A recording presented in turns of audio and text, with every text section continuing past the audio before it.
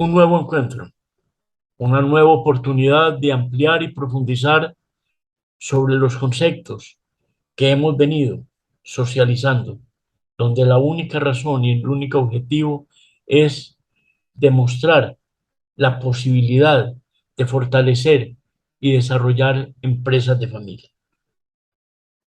Siguiendo con nuestros planteamientos, quiero reafirmar el día de hoy unos elementos que ya los hemos hablado, y es cuando hacemos que la familia prime sobre la empresa. El problema no es quién prima, el problema es que son ámbitos diferentes, con espacios diferentes y, y, y manejos y enfoques diferentes, pero con una unidad de propósito.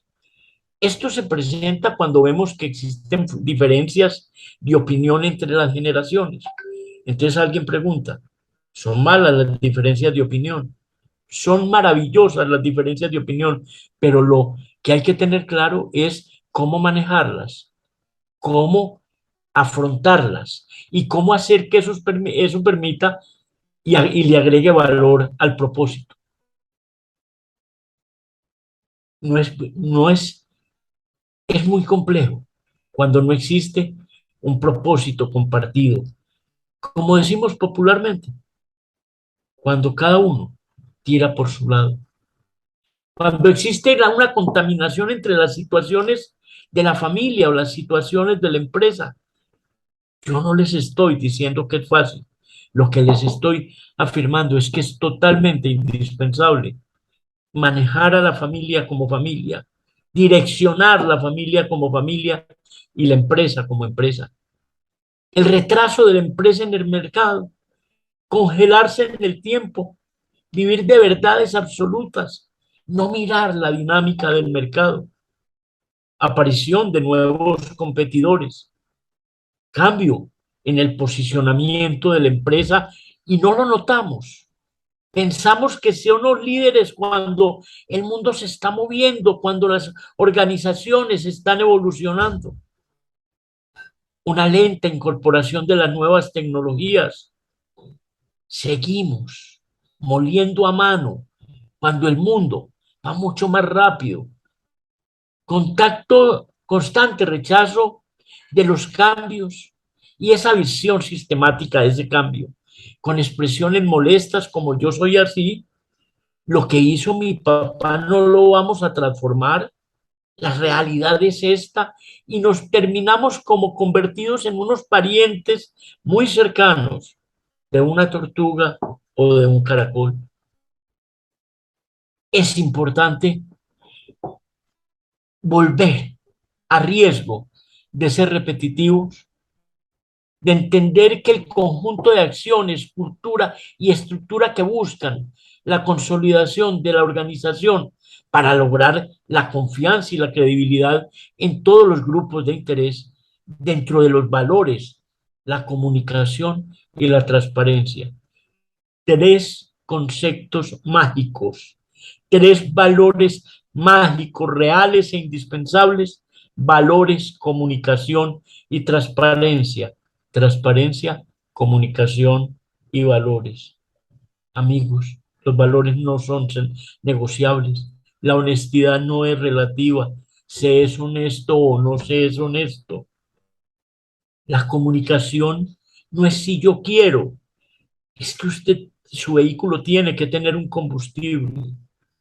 Y sí que nos hace falta convencernos de que la transparencia es la mejor carta de presentación para una persona, para un ser humano, para una familia y para una organización. Esos conceptos empiezan a traer a nuestra análisis el gobierno corporativo. No es hablar de burocracia, no es hablar de estructuras pesadas, es tener la gobernabilidad de los ámbitos empresa, familia y propiedad de una forma adecuada. El gobierno corporativo tiene retos, retos maravillosos. Convertir los datos en información, la información en conocimiento y el conocimiento en toma de decisiones. Le repito, los datos en información, la información en conocimiento y el conocimiento en toma de decisiones. El gobierno corporativo debe hacer seguimiento, debe tomar decisiones, deliberar, pensar, transformar, hablar de ese cambio y no asustarnos con el cambio, sino sacarle, hablamos como amigos, pelitos a ese cambio y entender que cada pelito, cada arista puede ser una oportunidad si la manejamos adecuadamente. Una gestión familia-empresa propiedad fundamentada en valores. Ya dijimos, lo único que no es negociable. Para el logro de una cultura de confianza, de transparencia y de profundo respeto al ser humano. Todavía existen organizaciones que hablan de recurso humano. No es un problema semántico, es que usted y yo no somos recursos. Recurso es la pantalla, es el audio, es el computador, es el escritorio, es el carro, es la trocaladora, es la roladora. Nosotros somos el pilar del universo, de la familia y de la organización. El reto entonces es ese gobierno corporativo que evolucione y que transforme, que sin rigidez permita que no estemos constantemente improvisando. El gobierno corporativo tiene un rumbo claro que es la creación de valor para la empresa mediante la obtención de una confiabilidad en beneficio de todos los grupos de interés, ética y gobierno corporativo. El gobierno corporativo tiene que estar unido al concepto de la transparencia, normas, principios, instancias. O vuelvo a repetir, y me da pena, pero lo hago deliberadamente. Eh, si no hay transparencia, el gobierno corporativo pierde efecto, razón de ser y confiabilidad, y perdemos el norte, sin lugar a dudas. Son todas las personas o organizaciones, son todas las personas o organizaciones interesadas o impactadas por el desempeño de la empresa. Esos son los grupos de interés. Y hay internos, donde son los colaboradores, los directivos, los socios, los accionistas, los inversionistas. Externos, los clientes, los proveedores nacionales, extranjeros, los colegas. Prometo cambiar la palabra competencia por colegas nacionales e internacionales, las entidades de crédito, los entes reguladores.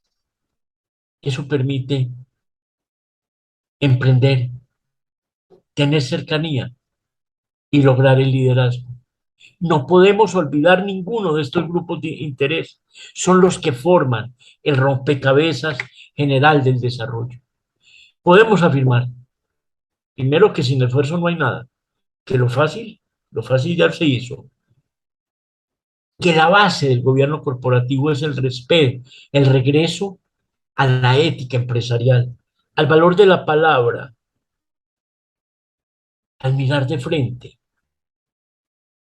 al respetar a nuestros proveedores, a nuestros clientes y, sobra decir, a nuestros colaboradores, entendiendo como el conjunto de los valores que inspira la vida, la familia y el manejo de una organización.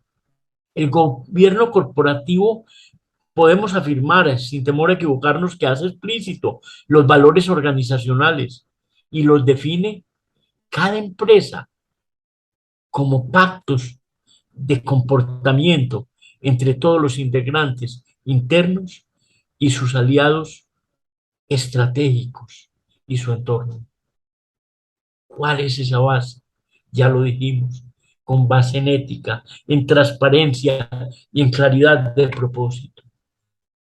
Ese propósito del gobierno corporativo parte de generar confianza en los grupos de interés.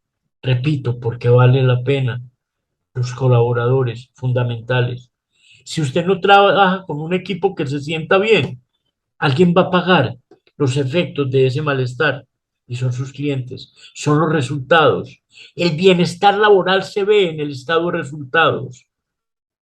Las entidades estatales, los socios, el respeto al derecho del socio, la comunicación con el socio, no aislar los socios, acreedores y clientes. Esa frase para cobrar, encontrar la respuesta, le voy a colaborar. Pagar una creencia no es una colaboración, es un deber. Los clientes, las entidades de vigilancia, los proveedores, los inversionistas y la comunidad, el entorno en general. ¿Cuál es el aporte del gobierno corporativo? Fundamentalmente, la unidad de la familia y la perdurabilidad de la empresa. Es crear una cultura, un propósito conjunto de relacionamiento con todos los grupos de interés en términos de transparencia y confiabilidad. Hoy la palabra de nuestro encuentro hoy ha sido transparencia, transparencia, valores, irradiar confianza en la organización, consolidando relaciones estables y armónicas entre la empresa y todos los demás actores. Ustedes y yo hemos escuchado frases como grotescas como que se vaya el que quiera. Hay muchas personas para trabajar, sí hay muchas, pero usted sabe cuánto le cuesta a una organización nivelar y formar. Me atrevo a decir que uno de los indicadores más importantes del clima y del desarrollo de una empresa es la rotación de colaboradores. Sé que hoy hay una nueva generación que no dura 30 años en una organización, ni es la idea, pero sí hay unos indicadores que muestran que la alta rotación puede ser generada por una de dos razones, o inadecuados procesos de selección o inadecuados procesos de dirección. ¿Cuáles son las ventajas del gobierno corporativo? Provee orientación en el manejo empresarial de las relaciones, propiedad, confianza, conflictos de interés, control, competitividad y principios éticos. Digamos que el gobierno corporativo está en el ojo del huracán de variables, pero cuando digo de huracán no lo estoy hablando como negativo. En la suma de variables puede sonar menos apocalíptico. Es el gobierno corporativo el que debe buscar el equilibrio y la claridad en el propósito. ¿Cuál es el marco de referencia de los valores organizacionales? Primero, démonos cuenta que es un engranaje y parte de costumbres, principios, creencias del entorno, el pensamiento de los pioneros, la administración, homologados con las normas legales vigentes. Ojo, no malinterpretemos el concepto de costumbres, porque las costumbres evolucionan sin perder esencia. Las costumbres transforman sin perder elementos totalmente significativos y positivos. ¿Cuál es la verdadera dimensión del gobierno corporativo? Entender que tenemos una mano derecha y una izquierda, un hemisferio izquierdo, uno derecho, donde están jugando los intereses y el propósito familia y empresa. Y se debe aplicar el concepto básico de administración donde hablamos de planeación, planeación con flexibilidad y claridad de propósito. Organización, entender que una persona no lo puede hacer todo, que tiene que existir una estructura sin caer en rigidez y burocracia. La integración, que no es otra cosa que para mí la función administrativa más valiosa y más compleja, que es la dotación de personal, de colaboradores, la selección, la dirección y el control. Control que enseña, control que acompaña, control que construye, no control que asfixia e invade. ¿Cuáles son, digamos, las condiciones fundamentales? Lo primero, el valor del protocolo de familia. Y vuelvo a repetir, tal vez en la reunión anterior lo habíamos dicho, el protocolo como un proceso, no como un documento. Entender cuáles labores son labores de la empresa perdón, de la familia y cuáles son de la empresa. Un consejo de familia que se comunica en el lugar que es, en el momento que es y en la intensidad que debe ser y la periodicidad que debe ser. Un blindaje patrimonial que hablaremos intensamente del tema, porque les garantizo que he visto cómo se hacen grandes fortunas en una vida y cómo se destruyen, se volatilizan en un minuto. El plan de empalme, que ya sabemos por qué decimos empalme, porque la sucesión genera ruptura, situaciones como la muerte, entendamos. Pero si la organización y la familia han entendido la dinámica de la vida, ese plan de empalme no va a coger a nadie por sorpresa. La asamblea de familia. Digamos que en la asamblea de familia está tanto familia política, etcétera. El consejo es más reducido. Y digamos que el consejo de familia es el oficial. Hoy se habla en ciertos temas de oficial de cumplimiento. Digamos que la oficina de familia es el oficial de cumplimiento con la junta, ¿sí? Para que se logre conservar y preservar el propósito. Una junta directiva. Vamos a tener un encuentro que tiene un título. Le debemos temer a una junta directiva exigente. Me adelanto, como se dice en periodismo, si veo la noticia, bienvenida a una junta directiva exigente, pero realista, exigente, pero respetuosa, exigente que tiene claridad en el propósito. Los comités, el tema de riesgos, de estrategia, de financiación, de investigación y desarrollo. Nos centraremos mucho en el tema de investigación y desarrollo. No se asusten con la expresión. No estoy hablando de que tenemos que tener un área con 500 personas.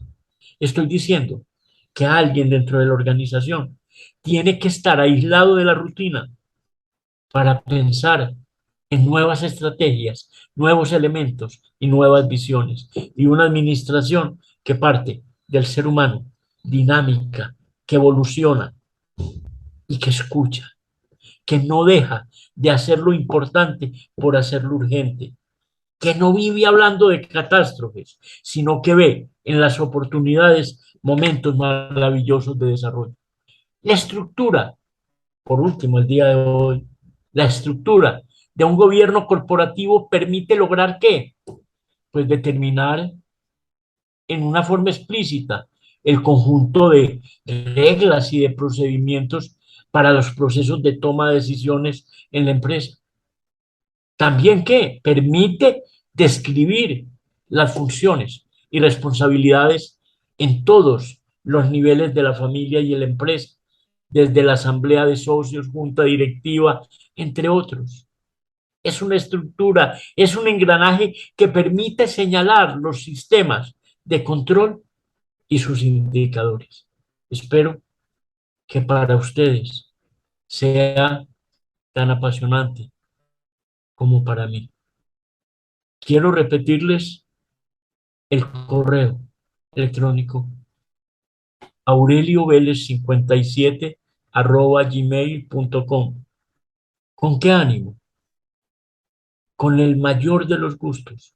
En este espacio responderemos las preguntas y hago además un compromiso. Lo que no sepamos, que serán muchas cosas, los consultamos, porque también a estos espacios traeremos testimonios de importantes empresarios que han transformado empresas y han logrado unidad familiar.